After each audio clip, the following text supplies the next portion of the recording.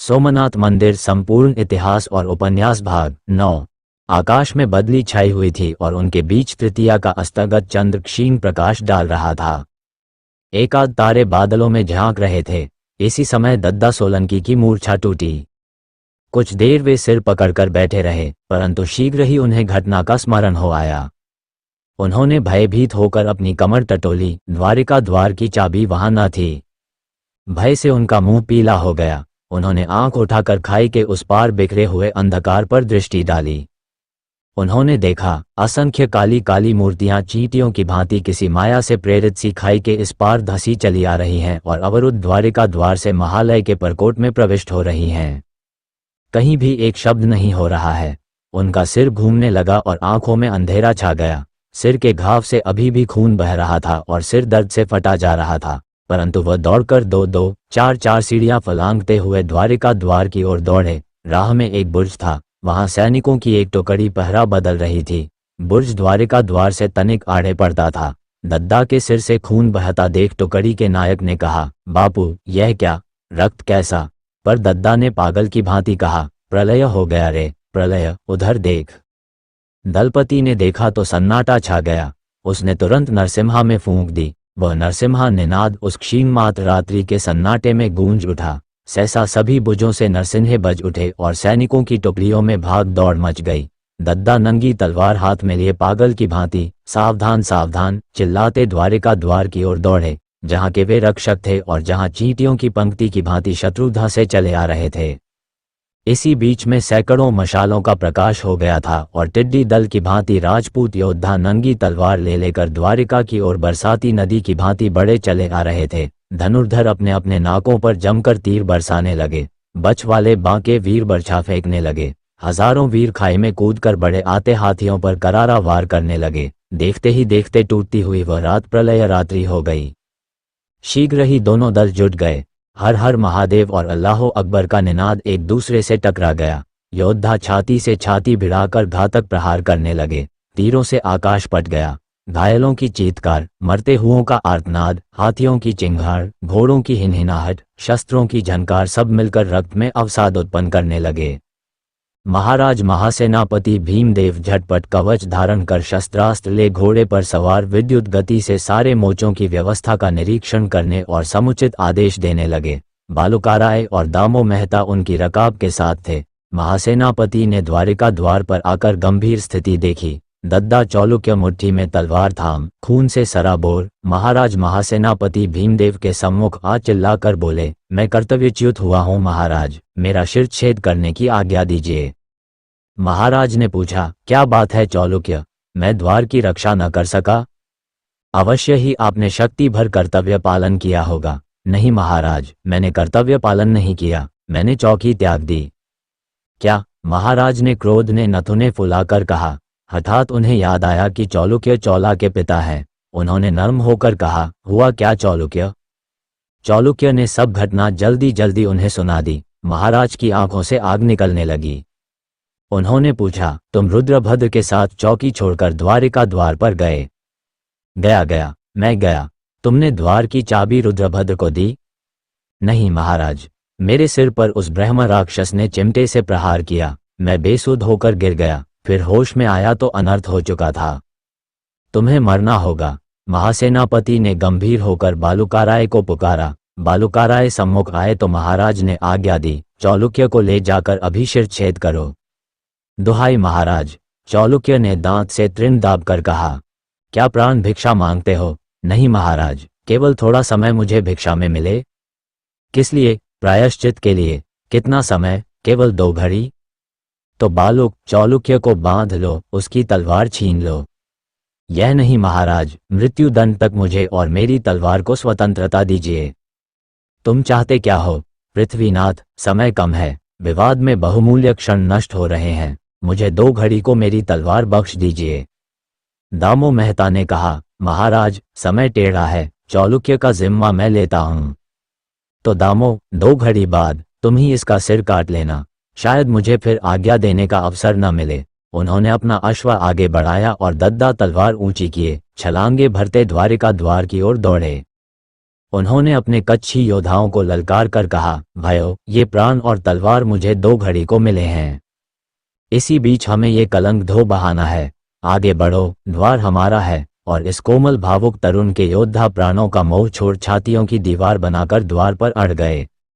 अमीर ने अपनी गति को अवरुद्ध देख द्वार पर उन्मत्त हाथी हूल दिए, पर दद्दा चालुक्य की तलवार उनसे भी नहीं झुकी। लोथों पर लोथ पाट कर दद्दा ने 2 घड़ी बीतते न बीतते द्वार पर अधिकार कर लिया। द्वार बंद होने पर वह घूमे और भीतर घुस आए शत्रुओं को गाजर मूली की भांति काटने लगे। दद्दा पर जो रणराग चढ़ा, उसके प्रभाव से शत्रु आतंक से भयाक्रांत हो पटापट गिरने लगे। एक बार फिर भीषण नाद हुआ, हर हर महादेव।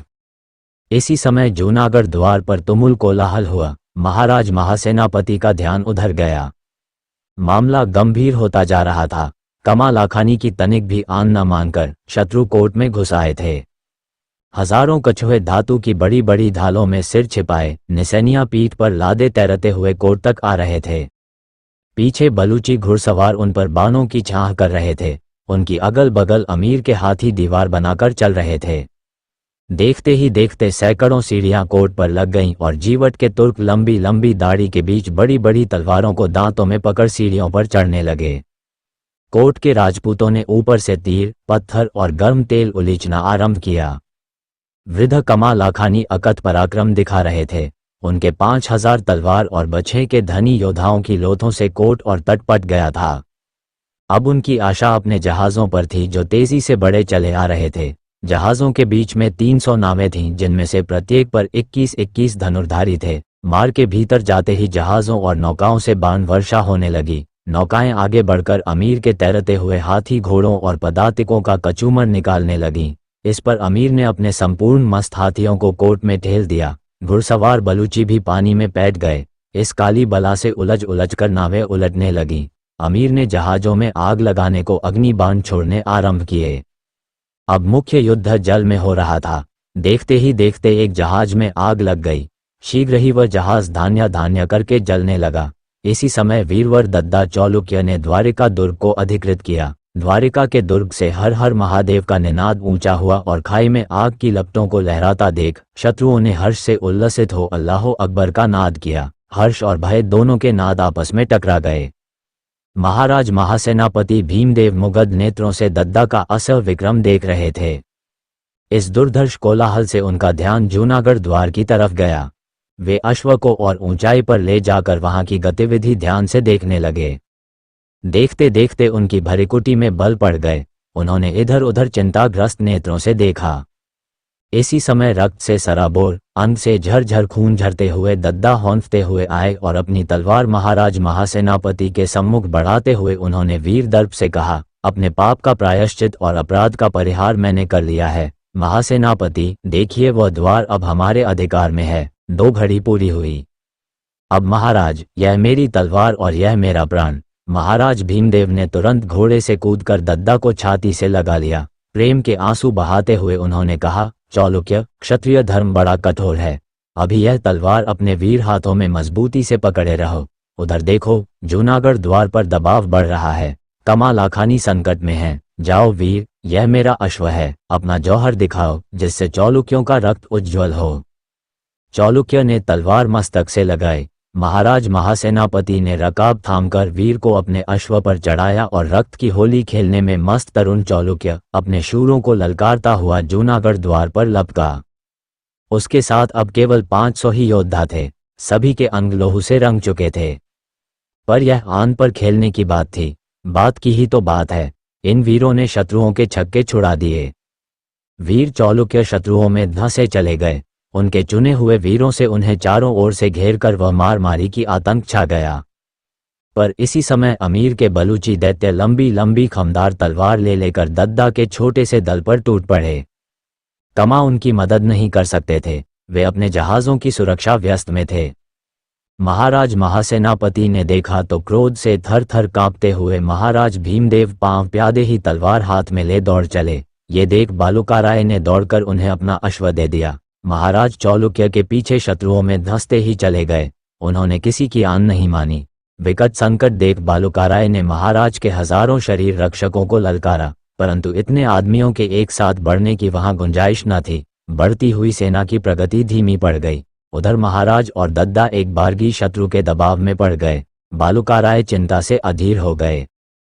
इसी समय एक अत्यंत भयानक अघट घटना घटी। लड़ते लड़ते एक बलिष्ठ तुर्क से दद्दा की भिड़ंत हो गई। तुर्क का एक पैर सीढ़ी पर था, दूसरा कोट पर। उसके एक हाथ में विकराल टेढ़ी तलवार थी, दूसरे से वह सीढ़ी थामे था। दद्दा ने लात मारकर उसे पीछे धकेलना चाहा। लात सीढ़ी में उलझ गई। सीढ़ी उलट गई। एक क्षण के लिए दोनों हवा में निराधार लटके और तुर्क के साथ दद्दा भी खाई में जा गिरे। उस स्थान पर खाई में तुर्क ही तुर्क दिख रहे थे। पानी में गिरकर तुर्क दद्दा से भिड़ गए। दद्दा जैसे सुकुमार तरुण का, जबकि वे पहले ही घायल हो चुके थे, इस भयानक मुठभेड़ में जुट जाना जीवट का ही काम था। सैकड़ों तलवारें उन पर पड़ रही थीं, और इसमें तनिक भी संदेह न था कि दद्दा के टुकड़े टुकड़े हो जाते। महाराज भीमदेव उस समय उनके निकट पहुंच चुके थे, पर उन्हें गिरने से बचा न सके। अब इस प्रकार इस वीर का निधन देखना भी उनके लिए संभव न था। महाराज भीमदेव हाथ में तलवार लिए घोड़े समेत ही खाई में कूद पड़े। भय और विस्मय से राजपूत हाहाकार कर उठे। चारों ओर कोहराम मच गया। महाराज महासेनापति भीमदेव को खाई में घोड़े सहित कूदते हजारों आदमियों ने देखा। महाराज का प्राण संकट और ऐसा दुस्साहस देखकर ललकारते हुए सैकड़ों योद्धा 70 हाथ ऊपर कोट से मोट में कूद पड़े। ऊपर कोट पर अनगिनत योद्धा आ जुटे और बाण वर्षा करने लगे। महाराज भीमदेव तैरते हुए प्रबल पराक्रम से शत्रुओं का दलन करते हुए दद्दा के निकट आ पहुंचे और चौलुक्य से गूंथे हुए दैत्य का सिर काट लिया। दैत्य से मुक्त होकर चौलुक्य पास ही तैरते हुए एक घोड़े पर चढ़ गए। पल पल में योद्धा मोट पर से मोट में कूद रहे थे। उस समय पानी में वह खंजर और तलवार चली कि मोट का जल लाल हो गया। उस पार से शत्रु टिड्डी दल की भांति बड़े चले आ रहे थे। महाराज और दद्दा पर हजारों तलवारें छा रही थीं। बाणों की बौछारों ने उन्हें ढांप लिया था। बालूकाराय ने दद्दा को मोट में गिरते और महाराज को उनके पीछे छलांग मारते देखा। इस समय वे द्वारिका द्वार पर मोर्चा ले रहे थे। वहां बड़े वेग का धसारा हो रहा था तथा द्वार अब टूटा हो चला था। अब वे क्या करें, सोचने विचारने का समय न था। संकट भारी था। बालूकाराय ने चरम साहस किया। अपने 5 सहस्त्र सुरक्षित लाट योद्धाओं को ललकारा और द्वार खोल दिया। एक ओर हर हर महादेव का नाद करते हुए लाट योद्धा द्वार से शत्रुओं को धकेल कर अपने महाराज के प्राणों की रक्षा के लिए बाहर आकर जल में कूदने लगे। दूसरी ओर तुर्क सवार अल्लाह अकबर कहते हुए एक बार दुर्धर्ष वेग से फिर द्वार में धंस गए। बालूकाराय का सारा ध्यान महाराज पर था और वे जल में कूदकर दोनों हाथों से तलवार चलाते हुए अपने योद्धाओं को बड़े आने को ललकार रहे थे। और गुर्जर योद्धा आकाश से टूटते नक्षत्रों की भांति जल में कूदकर तलवार चला रहे थे। बड़ा ही दुर्घट समय था। अंत में गुर्जर योद्धा महाराज के निकट पहुंच पाए। कठिन मार में उन्होंने महाराज और दद्दा का सैकड़ों घावों से भरा मूर्छित शरीर अपने कब्जे में किया और हाथों हाथ लेकर द्वारिका द्वार की ओर लौटे। पर इस बीच आरक्षित द्वार पर फिर तुर्कों ने अधिकार कर लिया था और उनके दल बादल कोट में घुसे चला रहे थे। मकवाना ने दूर से यह संकट भरा दृश्य देखा। उन्होंने ये भी देखा कि महाराज, दद्दा और बालूकाराय तीनों की खैर नहीं है। उनका कोट में प्रविष्ट होना तथा जीवित रहना कठिन है। वह दुर्धर्ष वेग से अपने योद्धाओं को लेकर द्वारिका द्वार पर दौड़े और लोहे की जीवित दीवार बनकर द्वार अड़ गए। एक बार शत्रु की गति फिर रुक गई। अब इस वीर ने प्रबल सामर्थ्य से शत्रु को चीरकर राह बनाई। बालूकाराय और महाराज को भीतर लिया तथा एक बार फिर द्वार को अधिकृत करने में सफल हुए। राजपूतों ने उमंग में भरकर तुमुल हर्षनाद किया, हर हर महादेव। धूर्त और महान रणपंडित अमीर समूचे युद्ध क्षेत्र पर अपनी गृध्र दृष्टि दिए सैन्य संचालन कर रहा था। अभी उसकी सेना का मुख्य भाग तथा वह स्वयं खाई के उस पार ही था। इधर राजपूत सभी मोर्चों में दबाव में पड़ गए थे। राजपूतों के मोर्चे जर्जर और आरक्षित हो रहे थे, पर सबसे भयानक बात तो महासेनापति का मूर्छित हो जाना था।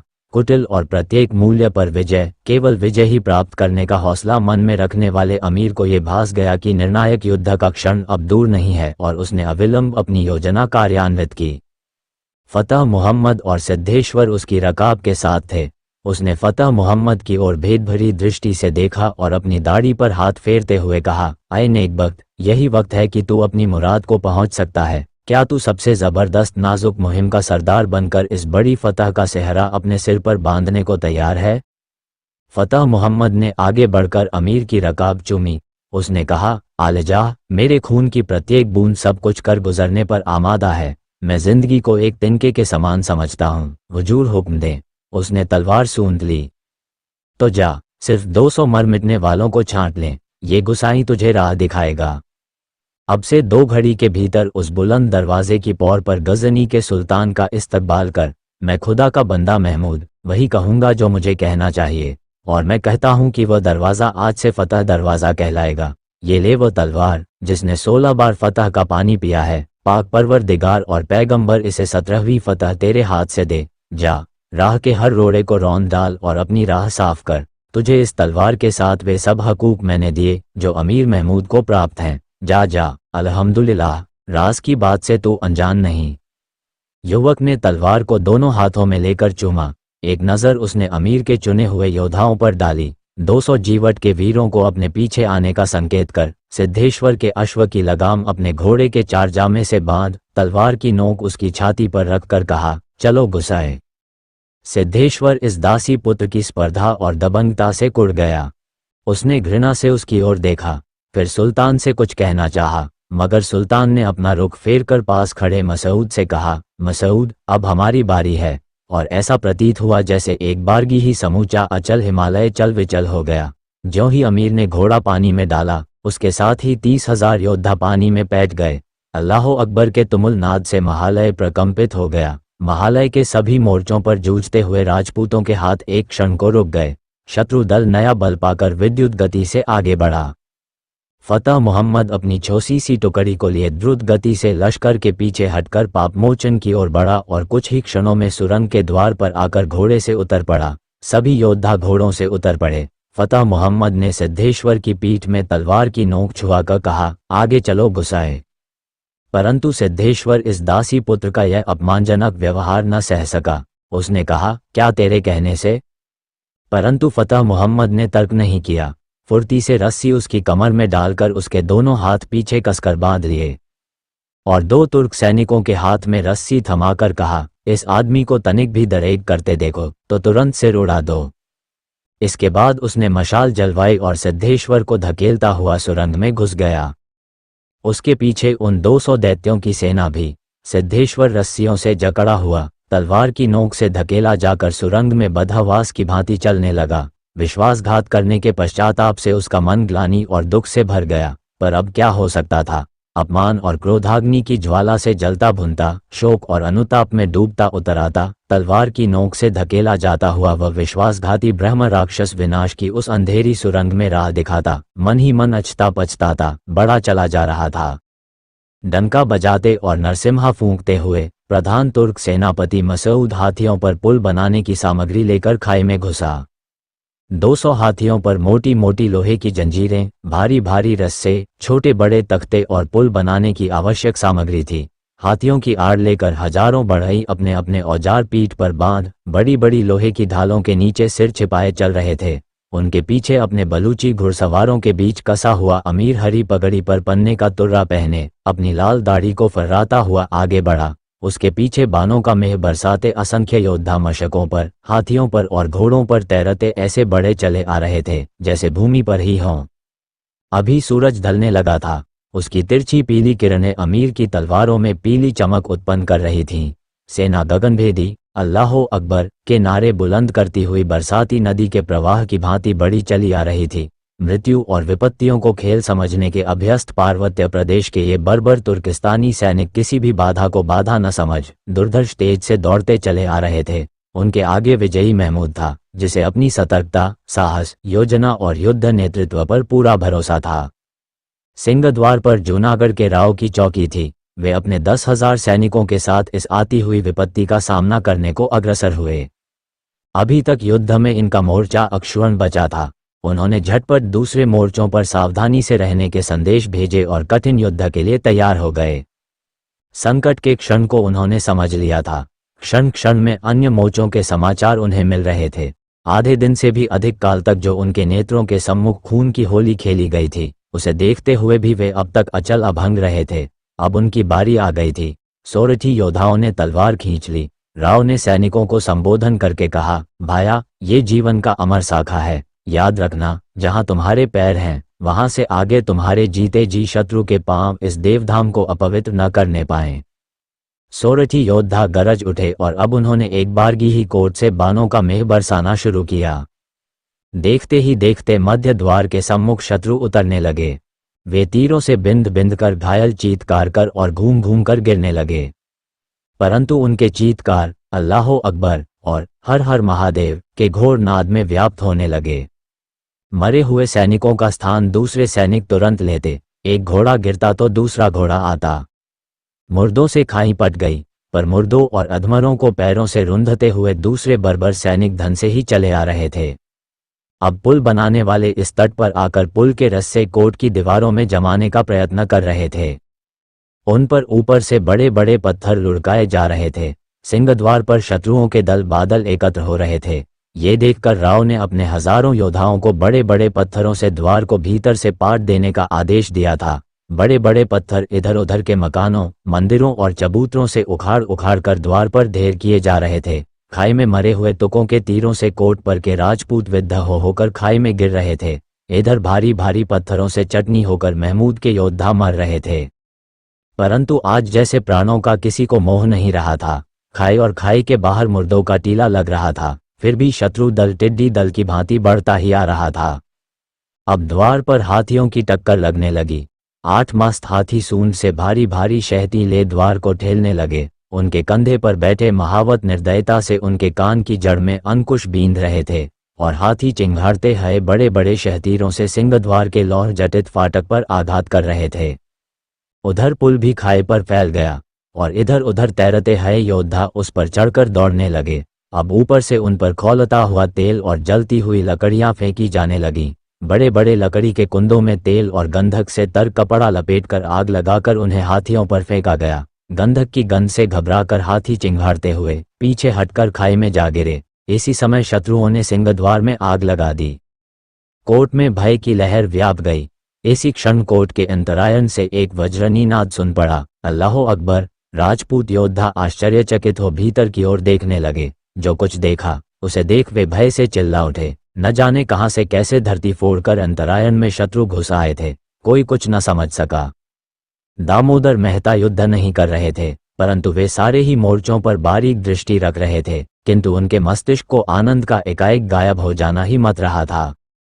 यद्यपि इसका स्पष्ट कारण वे नहीं समझ पाए थे, परंतु यह वे निश्चित रूप से समझ गए थे कि वह शत्रु का बंदी हो गया है। ये भी उनके जानने से शेष न रह गया था कि रुद्रभद्र शत्रु को सहायता दे रहा है, परंतु कैसी, यह वे भी न समझ पाए थे। फिर भी किसी अतर्कित और अकल्पित भयानक घटना की वे प्रतीक्षा कर रहे थे, परंतु वह क्या हो सकती है नहीं समझ पा रहे थे। एक बात और थी, आनंद के साथ सिद्धेश्वर भी गायब था। आखिर ये दोनों कहाँ गए? क्या सिद्धेश्वर भी बंदी है? तब तो बात ही दूसरी हो जाती है। यही उलझन थी जिसे दामो मेहता इस समय नहीं सुलझा सके थे। गत रात से इस क्षण तक उन्होंने पीठ नहीं खोली थी। सारे आक्रमणों की स्थिति पर उन्होंने दृष्टि रखी थी और अब इस क्षण संकट के लक्षण वे प्रत्यक्ष देख रहे थे। उन्हें अपना निर्णय करने में देर नहीं लगी। ज्यों ही उन्होंने जहाज में आग लगी देखी, वे शेष 2 जहाजों को कौशल से बचाकर खाड़ी के एक सुरक्षित स्थान में ले गए। नौकाओं के धुरंधरों को शत्रुओं पर बाण वर्षा करते हुए पीछे हटकर जहां तक संभव हो सुरक्षित रहने के उन्होंने आदेश दिए। कमा लाखानी को योजना का सारा रूप समझा दिया। उनका ख्याल था कि शत्रु का ध्यान शीघ्र ही जूनागढ़ द्वार से हट जाएगा और वो सिंह द्वार पर ही मुख्य आक्रमण करेगा। वही हुआ भी। दामो मेहता की इस योजना और कौशल को शत्रु ने नहीं समझा। इधर से निवृत्त हो उन्होंने द्वारिका द्वार की गंभीर स्थिति पर विचार किया। द्वार की स्थिति बहुत ही खराब हो गई थी, परंतु इस समय बड़े बड़े पत्थरों और मलबे के पहाड़ से वह पट चुका था तथा अमीर के सिंह द्वार पर धसारा करते ही वहां भी दबाव कम पड़ गया था। यद्यपि इस समय वह द्वार एक प्रकार से आरक्षित ही था और कोई भी सेनापति वहां न था, परंतु अब उसके लिए और कुछ किया भी नहीं जा सकता था। दलपति और नायक जो कुछ कर सकते थे कर रहे थे। जिस समय वह भयानक घटना घटी, चौलुक्य खाई में गिरे और महाराज भी मोट में कूदे, उस समय दामो वहां से काफी फासले पर गणपति मंदिर के इधर उधर गहरी चिंता में सोचते विचारते चक्कर लगा रहे थे। इधर शत्रु थे ही नहीं, अपितु ये भाग एक प्रकार से शून्य हो रहा था। त्रिपुर सुंदरी के बाहरी मैदान में रुद्रभद्र और उसके पाखंडी संगी साथी धुनिया तप रहे थे। जैसे इनके लिए यह महाविपद काल कोई मूल्य ही नहीं रखता था। इन धूर्तों को इस प्रकार निश्चिंत देख दामो मेहता को अब इस बात में तनिक भी संदेह नहीं रह गया था कि ये लोग अवश्य ही किसी गहरी अभिसंधि में लिप्त हैं। रुद्रभद्र के ऊपर उनकी तीव्र दृष्टि थी, यद्यपि वे उसकी दृष्टि से सर्वथा बचे हुए थे। उनके दूत क्षण क्षण पर इधर उधर के समाचार ला और उनके आदेश ले जा रहे थे। वे प्रत्येक क्षण किसी अप्रत्याशित घटना की प्रतीक्षा कर रहे थे कि इसी क्षण महाराज महासेनापति के मोट में छलांग मारने से हुए तुमुलनाद ने उनका ध्यान उधर खींचा और वे घोड़ा दौड़ाते उधर दौड़ पड़े। हवा में उछलते महाराज के अश्व की एक झलक उन्होंने देखी थी। वे जब तक मोर्चे पर पहुंचे बालुकाराय साहस का परिचय दे चुके थे। उन्होंने द्वार खोल दिया था और उनकी विकटवाहिनी द्वार के बाहर जा रही थी। कोट से योद्धा तलवार ऊंची किए दबाव मोट में महासेनापति के चारों ओर कूद रहे थे। दामो मेहता ने कोट के कंगूरे पर चढ़कर इस विकट युद्ध को देखा।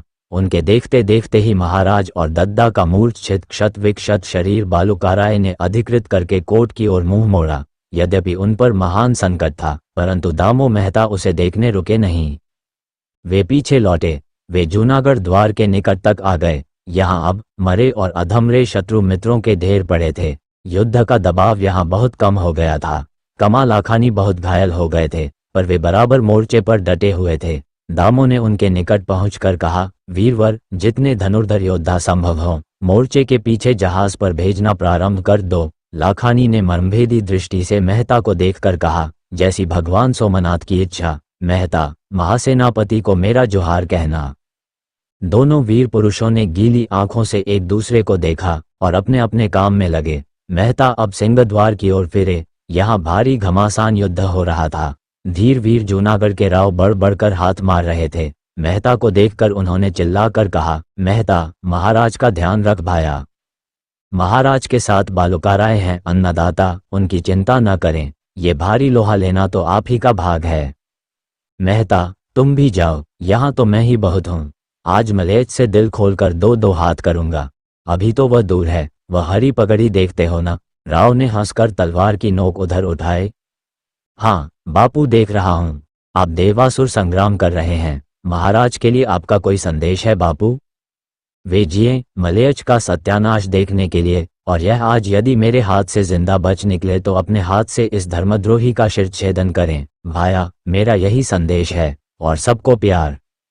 राव उधर से मुंह फेरकर युद्ध में लग गए। जैसे मेहता का माया मोह सभी वे भूल गए। इस समय अमीर के सैनिक बड़ी बड़ी जंजीरों से पुल को सिंह द्वार के प्रस्तर स्तंभों में अटका रहे थे। राव ने अपने योद्धाओं को ललकारा, अरे हमारे रहते यह क्या हो रहा है? वीरों, कूद पड़ो और पुल को तोड़ दो। हजारों योद्धा कोट में कूद पड़े। ऊपर से जलते हुए तेल और भारी भारी पत्थरों की बौछार की भरमार हो गई।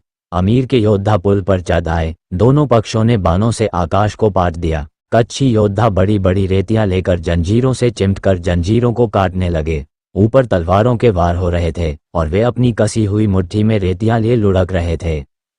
पुल पर हजारों मनुष्य और पदातिक चढ़ गए थे। उस पर बोझ बहुत पड़ गया था। इसी समय तड़तड़ा कर जंजीरें टूट गई। उधर पुल में आग लग गई। पुल टूट गया। राजपूत हर्ष से चिल्ला उठे, हर हर महादेव। परंतु इसी क्षण अंतरकोट के भीतर से दिल को थर्रा देने वाला निनाद उठा, अल्लाह अकबर। क्षण भर के लिए राजपूत योद्धा थम गए। दामोदर जो मुगध होकर सोरठ के राव का पराक्रम निहार रहे थे, अब तलवार ऊंची करके अंतरकोट की ओर दौड़ पड़े। न जाने किस अचिंत्य विधि से संकटेश्वर की बावड़ी का जल एकाएक सूख गया। बावड़ी में कीचड़ ही कीचड़ रह गया। उसी कीचड़ में से प्रथम एक, फिर दूसरा, इसके बाद तीसरा, इस प्रकार एक के बाद एक अनगिनत सिर निकलने लगे, मानो दैत्य पाताल फोड़कर जन्म ले रहे हों। सबसे आगे रस्सों से बंधा सिद्धेश्वर था और उसके पीछे नंगी तलवार हाथ में लिए फतह मोहम्मद। उसके पीछे अन्य तुर्क योद्धा। उनके विकराल शरीर कीचड़ और गंदगी में लथपथ विभत्स भयानक प्रेतों के समान दिख रहे थे। भूमि पर पैर रखते ही बिना एक क्षण का विलंब किए फतह मोहम्मद ने तलवार का एक भरपूर हाथ सिद्धेश्वर की गर्दन पर मारा। उसका सिर भुट्टे के समान कटकर दूर जा गिरा। उसे सांस लेने का भी अवसर नहीं मिला। फतह मोहम्मद ने तलवार ऊंची करके कहा, ये हमारी पहली किस्त है। उसकी तड़पती हुई लाश को वहीं छोड़ वे सब प्रेत मूर्तियां वृक्षों और दीवारों की आड़ में निःशब्द गणपति मंदिर की ओर बढ़ीं। गणपति मंदिर के प्रांगण को बगल में छोड़ वे सब चुपचाप महाकाल भैरव के विशाल चौक तक आ गई। युद्ध का शोर यहाँ तक सुनाई पड़ रहा था, परंतु युद्ध का यहाँ और कुछ भी प्रभाव न था। सामने ही रुद्रभद्र और उसके सैकड़ों वामाचारी चेले चांटे और कलमुन्हे लोग सहस्त्राग्नि सन्निधान तप रहे थे। जहां तक दृष्टि जाती थी धुनियां धधक रही थीं, उनमें बड़े बड़े लक्कड़ जल रहे थे। सबके बीच में दैत्याकार रुद्रभद्र का काजल सा काला शरीर अचल स्थिर आसीन था। फतेह मोहम्मद बास की भांति इन पाखंडियों पर टूट पड़ा। देखते ही देखते उसके बर्बर तुर्क सैनिक उन पाखंडी तपस्वियों को गाजर मूली की भांति काटने और धूनियों में झोंकने लगे। बाबा लोगों में भगदड़ मच गई। सब कलमोहे अघोरी वामाचारी अपनी अपनी धूनी छोड़ जान लेकर इधर उधर जहां जिसका सींग समाया भाग निकले। पर फतेह मोहम्मद ने ललकार कर कहा, देखना एक आदमी भी इन शैतानों में से जिंदा यहां से न निकलने पाए। कद्दावर तुर्क उन पर पिल पड़े और देखते ही देखते उन सबके टुकड़े कर डाले। रुद्रभद्र की सारी सिद्धियां और दिव्य शक्तियां हवा हो गईं। वह सूक्तों के पाठ भूल गया और भय से डरता कांपता गिड़गिड़ाता हुआ फतेह मोहम्मद के पैरों पर गिरकर कहने लगा, अरे देवस्वामी, मुझे पहचान, मैं अमीर का दोस्त हूँ। अमीर का दोस्त? तो तुझे अमीर के पास ले चल, वह तुझसे प्रसन्न होगा। उसका मुझसे कॉल करार हो चुका है। मैं अमीर का दोस्त?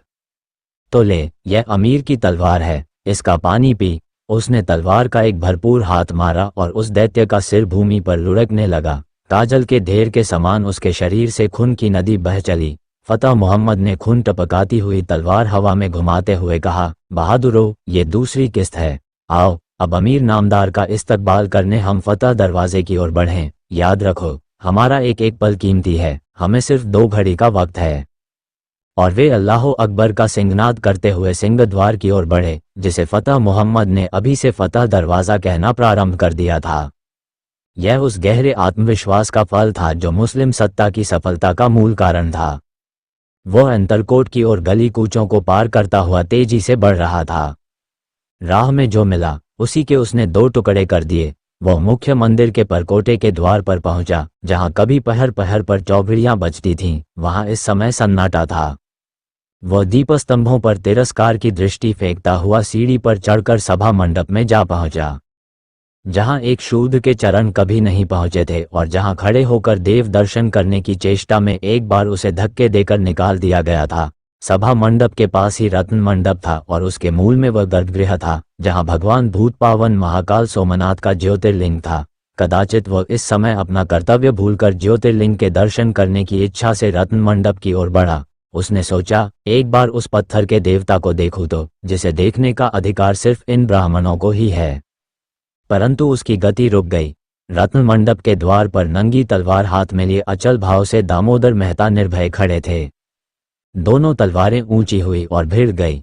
बर्बर तुर्क अल्लाहो अकबर का निनाद करते हुए तलवारें ले लेकर दामोदर पर टूटे। वहां इस समय एक चिड़िया का पूत भी न था। दामोदर ने 2 सीढ़ियां उतरकर मुस्कराते हुए कहा, देवस्वामी, इस तलवार को पहचानते हो? फतेह मोहम्मद सहम कर 2 कदम पीछे हट गया।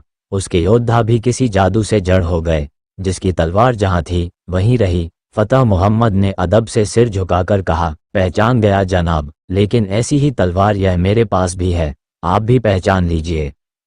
दामोदर ने अपनी मुस्कान को और विस्तृत करके कहा, ठीक है देव, तो ये दोनों तलवारें लड़ तो नहीं सकती? जी नहीं। और जिसके हाथ में ये तलवार है उसके साथ तुम कैसा सलूक करोगे? जी, जहां तक तलवार का सवाल है, मुझे भी हक हासिल है कि मैं उससे बराबरी का सलूक करूं, क्योंकि ऐसी ही दूसरी तलवार मेरे पास भी है। मगर आप बुजुर्ग और मुरब्बी हैं, मेरा फर्ज है कि मैं आपकी इज्जत करूं। मैं अमीर का हुक्म जरूर बजा लाऊंगा, मगर अमीर नामदार के बाद मुझ पर आपका हुक्म बजा लाना फर्ज हो जाता है। और यदि ऐसा करने में तुम्हें खतरा उठाना पड़े तो क्या हर्ज है? खतरे के डर से फतेह मोहम्मद क्या फर्ज को तर्क करेगा? शाबाश बहादुर, तो क्या अमीर ने तुम्हें रत्न मंडप तक आने का हुक्म दिया है? नहीं जनाब। तो मित्र, अमीर का हुक्म बजा जाओ। अभी यहाँ मेरी चौकी है, यहाँ आने की वो आदमी हिम्मत करे जिसे इस तलवार की वो आन न हो। फतेह मोहम्मद ने एक बार दामोदर को सिर झुकाकर प्रणाम किया और चुपचाप पीछे लौट चला। द्वारिका द्वार को पार कर जो तुर्कों के दल बादल कोट में घुस आए थे, वे प्राचीरों पर चढ़कर बुर्जों पर दखल करने लगे। कमा लाखानी की तनिक भी आन न मानकर अमीर के कछुए इस पार आ रहे थे और नसैनी लगा लगा कर कोट पर चढ़ रहे थे। जो कोट पर पहुंच चुके थे वे एक हाथ से तलवार चला रहे थे, दूसरे से आने वालों को सहायता दे रहे थे। लड़ाई चौमुखी हो रही थी, लाशों से जल थल पट गए थे। सिंहद्वार पर जूनागढ़ के राव अपने काठियावाड़ी योद्धाओं की अडिग दीवार बनाए लोथों का पहाड़ बना रहे थे। बड़े बड़े कद्दावर तुर्क अपनी दाढ़ी दांतों में भींज दोहरी तलवार फेंक रहे थे। उधर बलोची सवारों के दस्ते गहरा धसारा कर रहे थे। द्वार की बहुत ही दुर्दशा हो चुकी थी और अब वह किसी भी क्षण गिर सकता था। ऊपर नीचे चारों ओर हजारों तलवारें छा रही थीं। नीचे चींटियों की कतार की भांति हठी तुर्क योद्धा पल पल पर बढ़े आ रहे थे। राजपूत उन्हें पीछे धकेल रहे थे। वृद्ध राव नवधन शत्रुओं से गस गए थे। उन्होंने आंख उठाकर चारों ओर देखा, मन में समझा, आज ही प्रलय का क्षण उपस्थित हो गया प्रतीत होता है। गुर्जर योद्धा असीम पराक्रम दिखाने लगे। अब बाण, तलवार, गदा और कुश्ती का हाथों हाथ युद्ध हो रहा था। मध्य एशिया के प्रचंड योद्धाओं की अजेय सेना लिए अमीर सिंहद्वार पर तलवार ऊंची किए खड़ा था। राव ने अमीर को देखा। उन्होंने सोचा, क्यों न दो दो हाथ इस गजनी के दैत्य से कर लिए जाएं। फिर कैलाशवास तो होना ही है। उन्होंने तलवार संभाली और अमीर को ललकारते हुए कोट से कूदने को तैयार हुए। कच्छी योद्धा बापू बाप कर करके दौड़ पड़े, परंतु इसी समय अंतरायन से अल्लाहो अकबर का विकट नाद उठा और मायामूर्ति की भांति भीतर कोट से तुर्क योद्धा निकलकर पीछे से मार करने लगे। जब तक कि राजपूत संभले कि फतह मोहम्मद ने उनके सरों पर छलांग मारी और बिल्ली की भांति उछलकर द्वार खोल दिया। नदी के प्रवाह की भांति शत्रु जय निनाद करते हुए भीतर घुस चले। राव ने देखा तो असह्यत हो उधर दौड़ पड़े, परंतु जैसे तिनका भंवर में पड़कर टुकड़े टुकड़े हो जाता है, उसी प्रकार तिल तिल कर वे खेत रहे।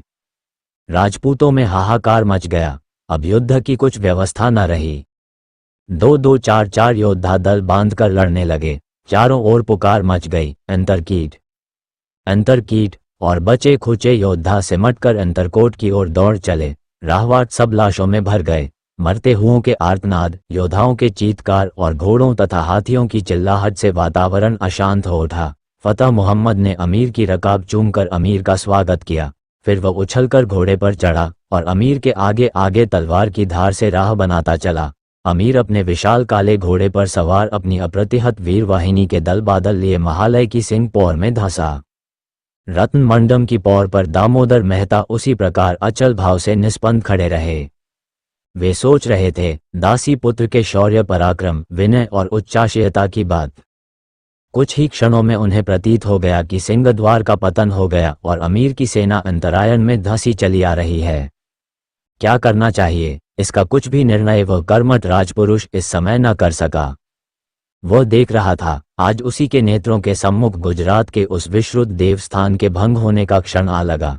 कैसे वह उसे देखे, कैसे वह उसे रोके।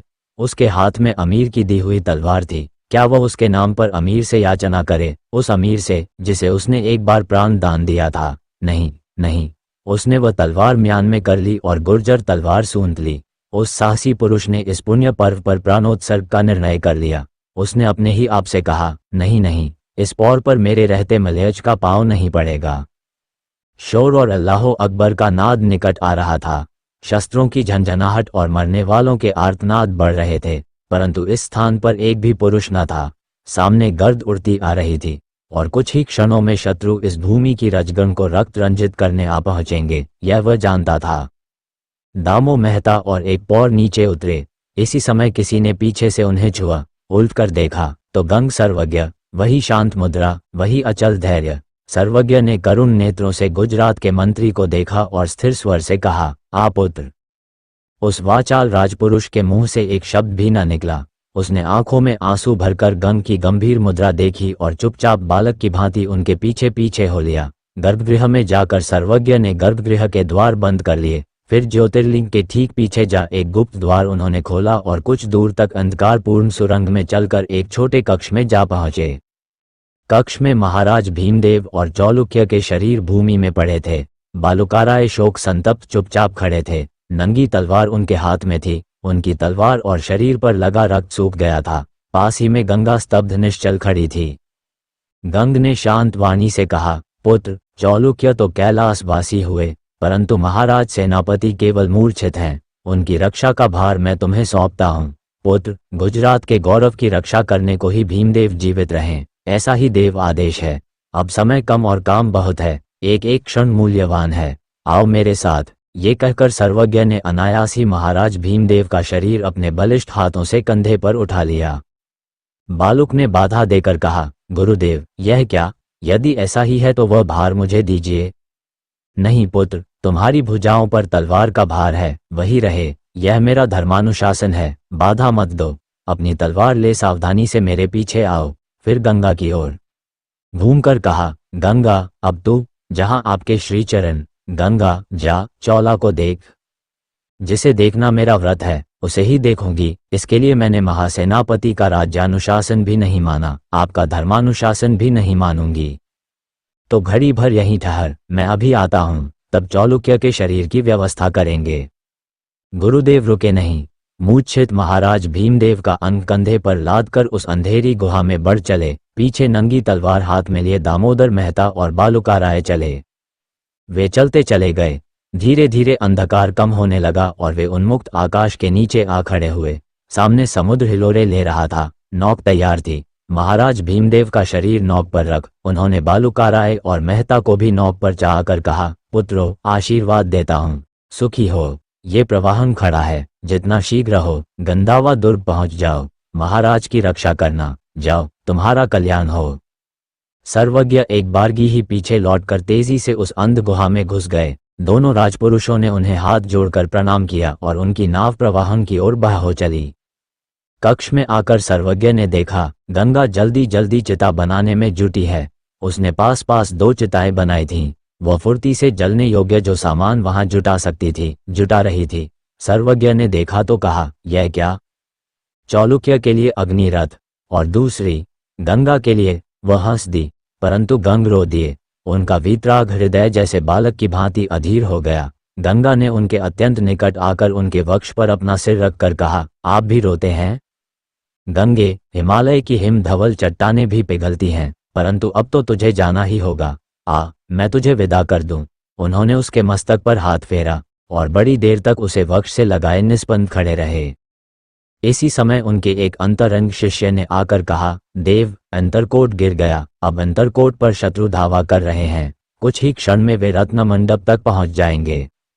एक क्षण ठहर पुत्र, तू जा और कृष्ण स्वामी से कह कि रत्नकोश की समुचित सुरक्षा व्यवस्था करें। मैं गंगा को मोक्ष देकर अभी आता हूं। शिष्य मस्तक नवाकर चला गया। सर्वज्ञ ने कहा, आ गंगी। उन्होंने अपने हाथ से उसका केश विन्यास किया, अंग प्रत्यंग चंदन चर्चित किया, फिर हाथ पकड़कर चिता पर बैठाया। कुछ क्षण मौन रह कंपित वाणी से कहा, जा कल्याणी, कैलाशवासिनी हो। गंगा ने सर्वज्ञ की चरण रज को मस्तक पर चढ़ाया और आंखें बंद करके ध्यानस्थ बैठ गई। सर्वज्ञ ने घी और कपूर के बड़े बड़े डले चिता पर रख अग्नि स्थापना कर दी। दोनों चिताएं शीघ्र ही धधकने लगीं। धुआं कक्ष में फैल गया, किंतु वह दृश्य देखने सर्वज्ञ वहां रुके नहीं, तेजी से गर्भगृह की ओर लपक चले। शत्रु रत्न मंडप में घुस आए थे। सबसे आगे अमीर महमूद था। उसकी हरी पगड़ी पर पन्ने का तुर्रा झलक रहा था और लाल दाढ़ी हवा में फहरा रही थी। उसके हाथ में नंगी तलवार थी। उसके एक पार्श्व में एक भारी गुर्ज हाथ में लिए फतह मोहम्मद था और दूसरे पार्श्व में श्वेत शमशुधारी प्रसिद्ध अरबी विद्वान अलबरूनी था। उसके हाथ में एक लंबी तलवार थी। अमीर ने संकेत से सबको आगे बढ़ने से रोक दिया। तीनों व्यक्ति आगे बढ़े। रत्न मंडप के मणिजटित खंभों पर अस्तगत सूर्य की रंगीन किरणें झिलमिला रही थीं। उस अप्रतिम मणिमय प्रासाद को देखकर अमीर आश्चर्य से जड़ हो गया। सहमते हुए वह गर्भगृह में घुसा। उसने देखा घृत के दीपक अपनी पीली आभा और सुगंध बिखेर रहे थे और नितांत शांत वातावरण में गंग सर्वज्ञ स्वर्णथाल हाथ में लिए देवाधिदेव सोमनाथ की आरती उतार रहे थे। क्षण भर अमीर भाव विमोहित सा मुगध खड़ा रहा। कुछ देर बाद उसने सतेज स्वर में कहा, यहाँ कौन है? मैं और मेरा देवता, गंग ने शांत स्वर में कहा। फिर बिना ही अमीर की ओर मुंह फेरे उन्होंने कहा, वत्स महमूद, कुछ क्षण ठहर जा। वे अपनी अर्चना संपन्न करने लगे, मानो कुछ हुआ ही न हो। महमूद और उसके दोनों साथी इस अप्रतिम देव और उस देव के सेवा पुरुष को अनिमेष देखते खड़े रहे। शीघ्र ही सर्वज्ञ ने अर्चना विधि समाप्त की। भूमि में गिरकर देवता को प्रणाम किया, फिर बिल्कुल ज्योतिर्लिंग से सटकर बैठ गए। बैठकर वैसी ही शांत स्निग्ध वाणी से उन्होंने कहा, अब तू अपना काम कर महमूद। उन्होंने नेत्र बंद कर लिए। देखते ही देखते उनका शरीर निस्पंद हो गया। अमीर ने साथियों से दृष्टि विनिमय किया, फिर वह फतह मोहम्मद के हाथ से गुर्ज लेकर आगे बढ़ा। ज्योतिर्लिंग के निकट जाकर उसने कहा, मैं खुदा का बंदा महमूद वही कहूंगा जो मुझे कहना चाहिए। आए बुजुर्ग, दूर हट जा और बुत शिकन को कुफ्र तोड़ने दे। परंतु गंग सर्वज्ञ ने और भी ज्योतिर्लिंग को अपने अंक में लपेट लिया। उन्होंने आंख खोलकर करुण दृष्टि से महमूद की ओर देखा और धीर स्वर से कहा, पहले सेवक और पीछे देवता। उन्होंने ज्योतिर्लिंग पर अपना हिमध्वज सिर रख दिया। अमीर ने गुर्ज का भरपूर वार किया। सर्वज्ञ का भेजा फट गया और उनके गर्म रक्त से ज्योतिर्लिंग लाल हो गया। उनके मुंह से ध्वनि निकली, ओम, और प्राण पखेरु ब्रह्मरंध्र को भेद कर उड़ गए। अमीर ने गुर्ज का दूसरा वार और फिर तीसरा वार किया। ज्योतिर्लिंग के 3 टुकड़े हो गए। दूज का क्षीण चंद्र आकाश में चढ़ रहा था। इधर उधर तारे टिमटिमा रहे थे। रत्न मंडप में आकर अमीर ने मगरिब की नमाज अदा करने को घुटने टेक दिए। सहस्रों नरमुन जो जहां थे झुक गए। हजरत अलबरूनी ने अमीर के नाम का खुतबा पढ़ा। उन्होंने कहा, गाजी अमीर महमूद शहनशाह गजनी, जिन पर परमात्मा की असीम कृपा है और रहेगी, दुनिया में खुदा के प्रतिनिधि हैं। इसके बाद उन्होंने महालय से कंगूरे पर चढ़कर बांग लगाए, ला इलाहा इल्लल्लाह मोहम्मद रसूल अल्लाह। सबने आमीन आमीन कहा। अमीर ने जलद गंभीर स्वर में कहा, मैं अमीर महमूद खुदा का बंदा वही कहूंगा जो मुझे कहना चाहिए और वही करूंगा जो करना चाहिए। खुदा के हुक्म से कुफ्र तोड़ना सबसे बड़ा सवाब है और मैं खुदा का बंदा महमूद धर्म की इस तलवार को कुफ्र तोड़ने के काम में लाता हूं और आप सब सवाब के हिस्सेदार हैं। फिर सबने आमीन कहा। ज्योतिर्लिंग के रुद्राभिषेक के लिए जो गंगोत्री का पवित्र गंगाजल चांदी के घड़ों में गर्भगृह में भरा रखा था, उसी से उसने वजू किया और मगरिब की नमाज अदा की उसी रत्न मंडप में जहां कभी देव सान्निध्य में शत सहस्त्र नेत्रों के सम्मुख रूप सी देवदासियां नृत्य लास करती थीं। इसके बाद उसने रत्न मंडप की पौर में कुर्बानी की। फतह मोहम्मद ने महालय के शिखर पर चढ़ गगनचुंबी भगवाध्वज बनकर महमूद का हरा झंडा फहरा दिया। इस प्रकार अपने लाशरीक खुदा को प्रसन्न कर उसके प्रति अपनी कृतज्ञता जता वह अपने अश्व पर सवार हुआ। उसने महालय और देवपटना में अपनी आन फेरी युद्ध बंद करने का आदेश दिया। आदेश न मानने वालों को कैद करने या कत्ल करने का हुक्म दिया। सब प्रमुख नाकों, आगारों, महालयों पर पहरे चौकी का प्रबंध किया और सिंह द्वार के फाटक उखाड़कर उन्हें साथ ले सब ओर से निश्चित होकर वह तुरही, नफीरी, शहनाई और नक्कारे बजाता हुआ जिहाद का हरा विजयी झंडा फहराता अपनी छावनी में लौटा। जब उसने घोड़े की पीठ छोड़ी, एक पहर रात बीत रही थी। हजारों घायल बेघायल राजपूत बंदी कर लिए गए। लाशों के उठाने का उस रात कोई बंदोबस्त नहीं हुआ। जिस कक्ष में गंगा ने अग्निरथ अभियान किया था, उसके आसपास के सब कक्ष जलकर राख हो गए थे। रात भर वहां आग धधकती रही, किसी ने भी उसे बुझाने की चेष्टा नहीं की। वृद्ध वीरवर कमा लाखानी इस समय सैकड़ों घावों से लदे फदे अपने प्रवाहन में एक ओर खड़े महालय के अंचल की उठती हुई लपटों के प्रकाश में भग्न भगवाध्वज को आंसू भरी आंखों से देख रहे थे।